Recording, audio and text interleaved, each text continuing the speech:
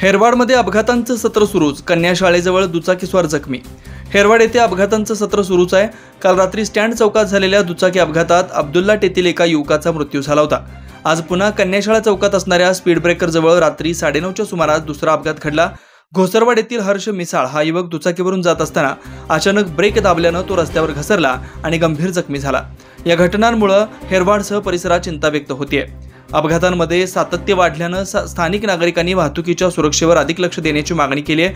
अशा घटना टाळण्यासाठी रस्त्यावरील स्पीड ब्रेकर व्यवस्थित दिसतील याची खात्री करून देणं आणि वाहन चालकांनी नियमांचं पालन करणं आवश्यक असल्याचं मत व्यक्त होत आहे।